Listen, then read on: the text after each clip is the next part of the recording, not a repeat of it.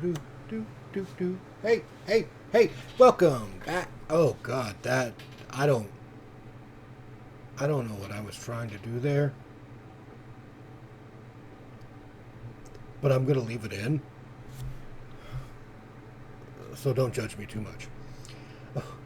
But hey, look, it is finally the August games for Humble Choice. I tried to check earlier today, but they hadn't dropped, and I guess they had dropped during um, the course of the day. It's rather late now, and I know I'm getting to it rather late, but hey, here we are. A lot of really good games, specifically that I'm seeing right here, that are worth the money. Again, Persona 5 Royal. This is going to be the cost of this entire thing. We'll start with this. Obviously, this is number one. This is what we're going to do. I don't know what I'm doing today. It's terrible. So just hang with me. Persona 5 Royal is a RPG, right? It's one of the better RPGs that have come out in a very, very long time. A lot of school life, a lot of stuff like that. It's very Japanese. A lot of its thought processes and the way the game is carried is very Japanese. But it's a good game. Story's really good. You're a part of the Phantom Thieves. Everybody gets all these kind of like cool costumes. They go around stealing stuff, but there's also like very like paranormal activity stuff going on. But this is like the definitive edition, right? It's all the downloadable content and everything. I have already got this. I've not beat the game, but it's actually really relatively good. Stay tuned to the end of this, and I will actually explain to you guys how I'm going to go about doing these giveaways now. Yeah, I had a great idea. Maybe not great, but it's something. And I like to give away games that I already have. Let's move on to the next one that I don't have. This is Banisher's Ghost of New Eden. I have heard a little bit about this game before this, and it looked rather interesting. It's a very paranormal third-person narrative action RPG, adventure-ish game. Wow, they're putting like a year on all these. It says, in New Eden, 1695, communities of settlers are plagued by a dreadful curse. As banishers step into their lives, investigate the source of evil, unravel chilling mysteries, explore diverse landscapes, and interact with unforgettable characters whose fate lies in your hands. You're basically Sam and Dean. Yeah? You're hunters. But in like 1695. Banisher's Ghost of New Eden is an all-new title crafted by renowned studio Don't Nod, known for their acclaimed titles such as Life is Strange and Vampire. Vampire is awesome, by the way. Immerse yourselves in an intimate narrative action RPG, taking you on an exhilarating journey between life, death, love, and sacrifices. So you are a Banisher. Play as a couple of Banishers, a male and a woman, I guess.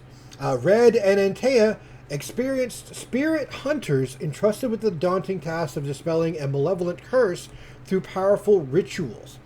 Protect the living from the threat of lingering ghosts and specters. Become a beacon of hope in a world consumed by darkness. Make meaningful decisions. Experience a heart-wrenching love story between Antea Duarte, I guess that may be how you say that, and Red Mock-Wraith. When Antea is killed and turned into a spirit, you find yourself facing a choice. Will you uphold your oath and ascend her soul, or will you sacrifice the living in the hope of bringing her back?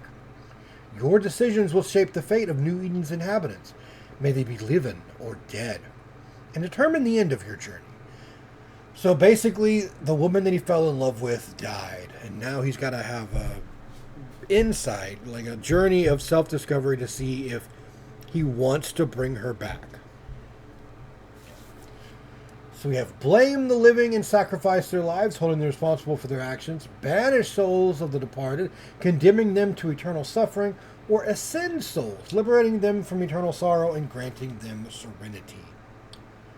But it is a action RPG. Unlock new gear and abilities. Looks like you have both close combat and ranged combat. Looks like some magic too. It says banishers are specialized in combat against undead creatures such as specters or ghosts. Combine Red's physical arsenal with Antia's supernatural powers in a dynamic combat system. Find your own style by mixing weapon attacks and spiritual abilities. Powerful synergies will lead you to defeat New Eden's most dangerous enemies and bosses. This looks good. It looks like it to be a really strong narrative experience, driven by, I guess, love? Ew? Something like that. Next up we have My Time at Sandrock. I have the original game, My Time at Portia. So this is the sequel that came out a little bit ago. This is actually, it's a farming sim, but it also has like other stuff in it as well. So you have your farming stuff, your mining stuff, but you also have to craft a lot of stuff and fall in love. And then there's also like fighting different mobs and stuff. It looks like I don't know. One of the games that's on old school.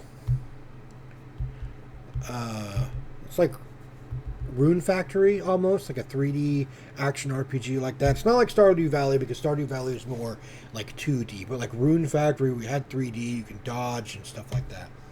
But still, so My Time at Sandrock, just like My Time at Portia, My Time at Sandrock takes place in a wholesome post-apocalyptic world 330 years after the day of calamity destroyed most modern technologies. After accepting a job to become Sandrock's newest builder, you'll arrive in the wild and rugged city-state. So it's like almost like a Western, this one is. Where was I at? Where it's up to you and your trusty tools to restore the community to its former glory. Gather resources to build machines, befriend locals, and defend Sandrock from monsters, all while saving the town from economic ruin. So I liked the first one. I never really beat it. The grind to go out and fight all the time and not just take care of your own farm, I don't know. Something about it just didn't sit right with me after a while. I played like 40 some odd hours on it, so I tried. I will definitely try this one too. Transform a rundown workshop into a well-oiled production facility.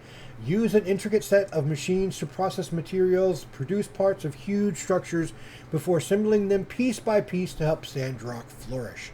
Create hundreds of unique items in the work table to decorate your homestead, give gifts to Sandrock's residents, or assist with community requests. Explore the open world. At least that's why now you have like mounts. Explore vast desert surrounding the city-state of Sandrock. Dive into the ruins to dig for old world relics, seek our materials in hard-to-reach locations, or spend time relaxing in Sandrock with your neighbors. I am having trouble speaking. I am exhausted. Extensive stories for NPCs. So each NPC looks like you has their own specific story. Experience a detailed story complete with hundreds of side quests and over 30 all-new characters. Spend time getting to know Sandrock's residents, uncovering backstories, and making meaningful connections along the way. So we have a new combat. So the last combat was kind of clunky, but so it looks like they actually increased the combat some in this. Quickly shift between melee combat and third-person shooting mechanics in a dynamic action battles. Use the new weapons and defense break mechanic to your tactical advantage, or boost your stats to simply smash through battles. Why did I say battles? It's battles.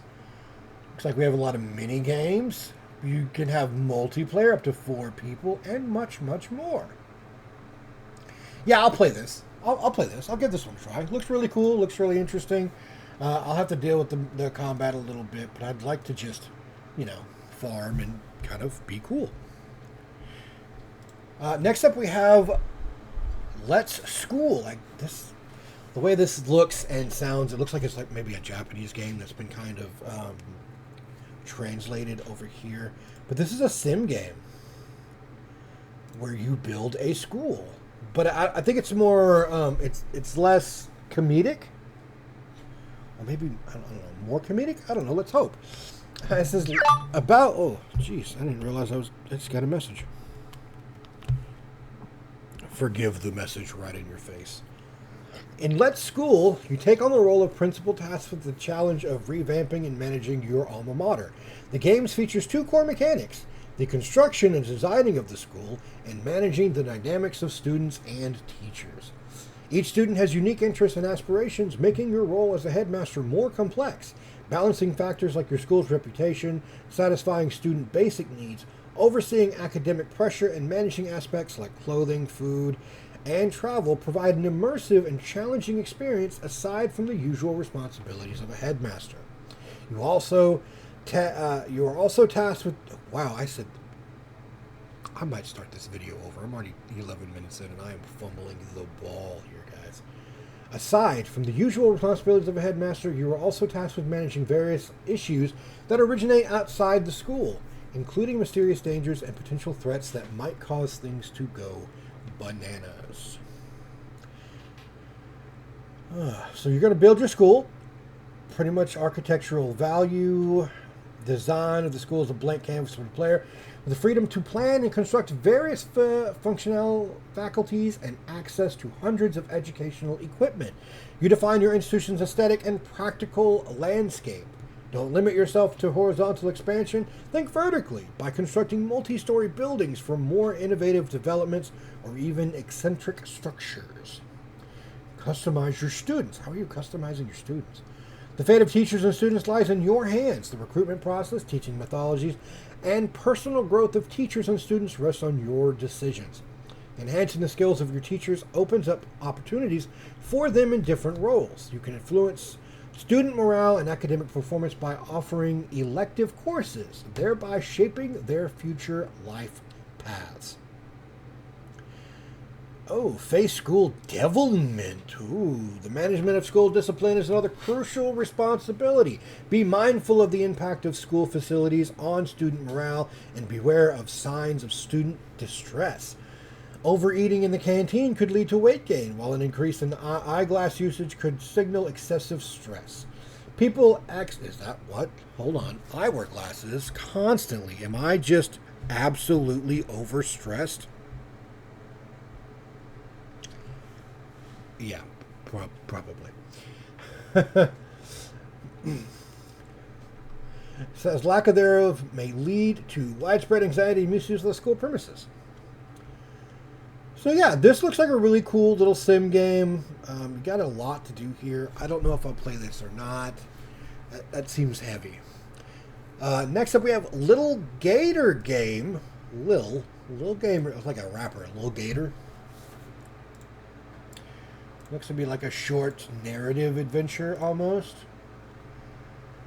This is there's a buddy atop every hill in this open world movement focused adventure, and they all seem to need help.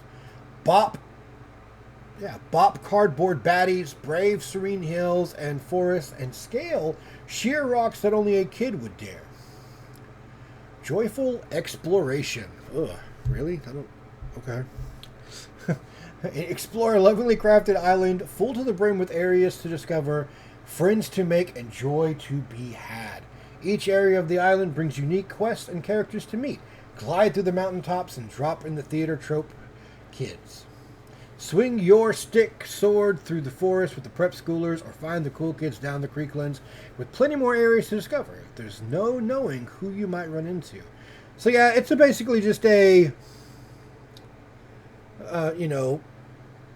exploration game. Kind of fun, little goofy thing. Next up we have Tiny Terry's Turbo Trip. This looks to be almost the same thing. Like, just a different set of characters. Step into Terry's flip-flops in a short and delightfully sweet adventure of self-discovery as he uncovers what it means to be an inhabitant of Sprinkle Water.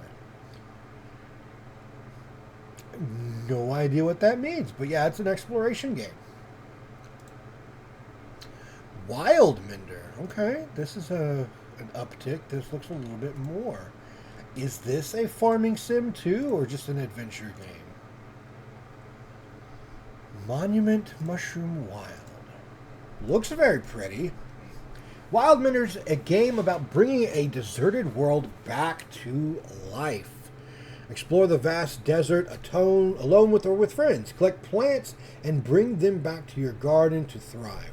Craft new tools and use them to shape the earth and channel water to your plants. Delve into the mysteries of a fallen civilization and discover their magic. Befriend animal spirits and seek out of the gods to help you defend the land from vicious race who seek to corrupt it. It's up to you to save the world, one seed at a time. Turn the desert green. With the tools you crafted, you set out to grow the little oasis in the middle of the vast desert into your own thriving garden. Plant seeds, dig canals, nurture your plants, and craft useful and beautiful structures. Harness magical essence, protect against the forces of nature, and more.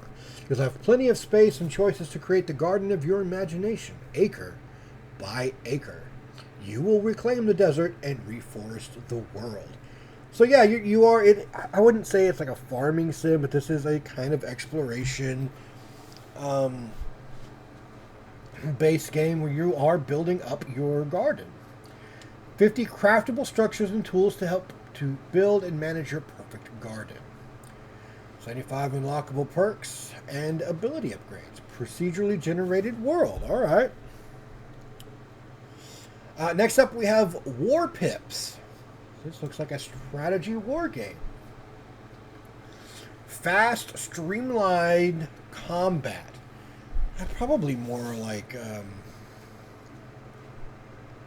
multiplayer then, right? War Pips is what would happen if Command & Conquer and Nexus Wars had a baby made out of tanks and napalm.